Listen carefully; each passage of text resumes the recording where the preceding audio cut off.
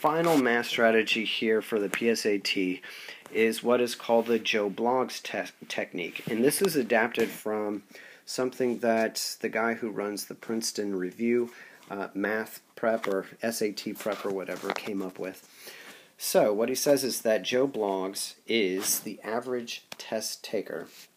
When answering easy questions, if he comes by an answer easily, more than likely he's right. So that's since the questions are in increasing order of difficulty, the first couple should be very easy. If the answer comes to you easily, the average test taker knows that that's probably the right answer. Okay? By the time that he gets to the last question, which is supposedly the hardest one, he knows that if he's able to get the answer easily, that answer is probably wrong. So he marks off the easy answer and chooses something else.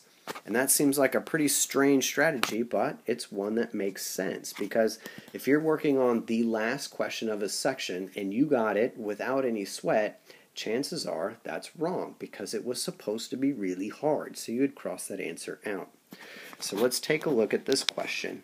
In the figure shown, what is the greatest number of non-overlapping regions into which the shaded region can be divided with exactly 2 straight lines?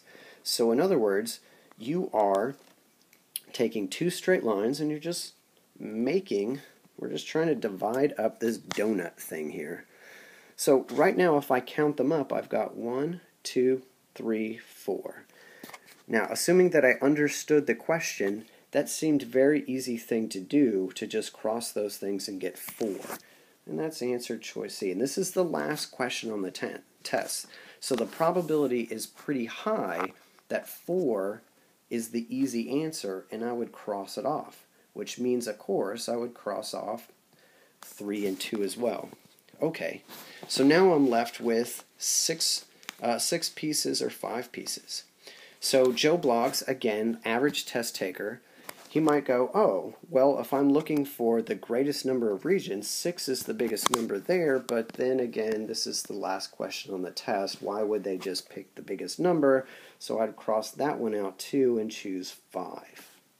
Okay? So notice that you didn't really even answer the question. You just kind of used the structure of the test to reason your way through it. So let me show you how to actually answer this question, because you're probably wanting to know. So erase these marks, and if you just make your two straight lines intersect on the donut itself instead of actually in the middle of it, then you have your 5 pieces.